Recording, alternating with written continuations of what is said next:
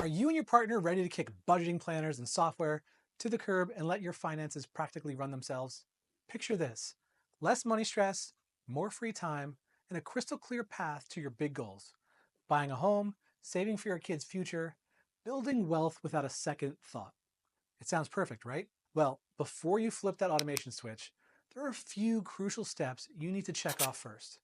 In this video, I'm sharing the exact roadmap my own clients follow so you'll know exactly how to get your financial house in order, lock into automation, and stay on the same page as your partner.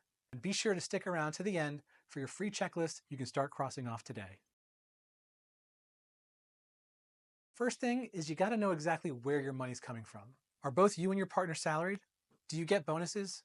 Do you have business income? Jot it all down. Plus, how often does that money hit your account? You'll also want to know the net you take home from this amount. Besides taxes being deducted, you also likely have health insurance premiums, 401k contributions, and possibly life insurance withheld from your paychecks. Note this down so you know exactly what your net take-home pay is. Then, you'll want to know what the total is annually, monthly, and weekly. This is a crucial step to understanding if you'll be able to automate. Now, once you understand all that, you'll want to make sure all income sources are directly deposited into a high yield savings account where you will keep your emergency fund. More on that later.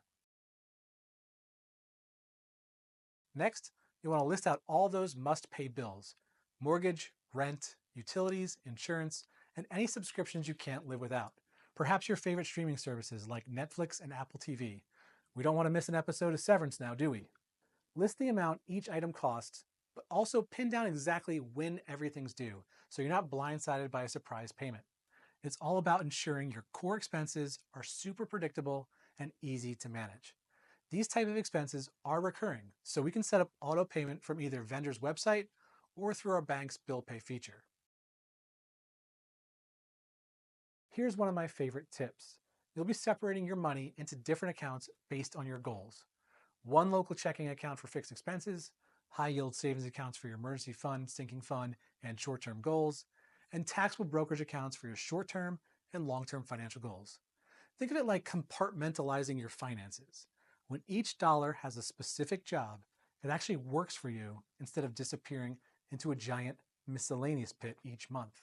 This step is where all the magic happens, and I'll talk more about account flow at the end of this video.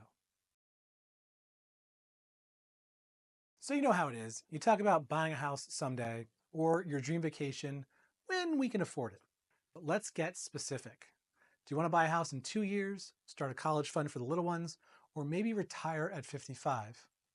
When you define your targets, both short-term and long-term, you can build them into your automation system so they are actually achieved. This is what automation is all about: directing money to the right places at the right times without having to micromanage. But you can't do that until you set the actual goals. I like to think in terms of financial goals as less than 1 year, less than 5 years, and more than 5 years. Write all these goals down and their due dates.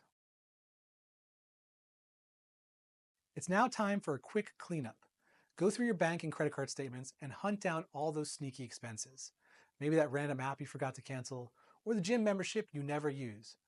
Not only are we getting one more bill off our plate to worry about, but we'll also redirect that cash towards something worthwhile, like a family vacation or a home renovation. Procrastinating on doing this cleanup is one of the biggest problems I find with clients. We shouldn't let any money get away without serving us to its highest potential. This audit must happen, and you should do it regularly. Now, this automation system only really works if we have the cash buffers in place to sustain it. So here's what we need to have. First, aim for 3 to 6 months worth of living expenses in an emergency fund. So if life throws a curveball, you're covered. Depending on the security of your income will determine how much you think you need. I've been laid off twice in my career due to downsizing, but have always managed to find a new job within 1 to 2 months. So I like to keep 3 months worth of expenses in my emergency fund. If it's more difficult for you to find work, you might want to be closer to 6 months. For your fixed expense checking account, keep enough to cushion your fixed costs for at least 1 month. This ensures no bounce payments and zero stress about bills. Trust me, you'll sleep better knowing you've got that backup. And finally, Try to have the next 6 months of sinking funds available in your sinking fund account. Now, the part everyone loves the most, investing. You need to decide on an investment strategy. First, how much will you regularly contribute to your short-term and long-term goals? Make sure that amount is deposited into the appropriate accounts every week on autopilot. Then you'll need to factor in your risk tolerance. Are you adverse to risk, or are you comfortable making calculated investment decisions in more risky assets? This assessment of your risk tolerance and the time frame of your goals will determine the investments you choose for your accounts. This is where the silent wealth is created. Each week, in the background, you're investing money into an investment strategy and plan that is working for you, compounding your wealth with very little input from you.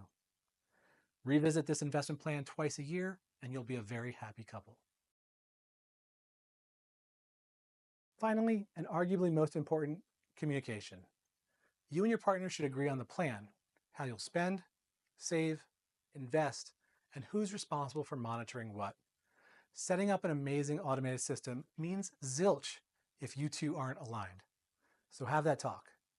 Together decide on your short and long-term financial goals, how much should go into your sinking funds, and who takes care of account and bill maintenance. Teamwork makes the financial dream work, my friends. If you want a clear, easy to follow one-page guide for all these steps, go to the description below and click the link to download my free checklist. And if you want to know how all the accounts flow within this financial system, you want to watch this video right now.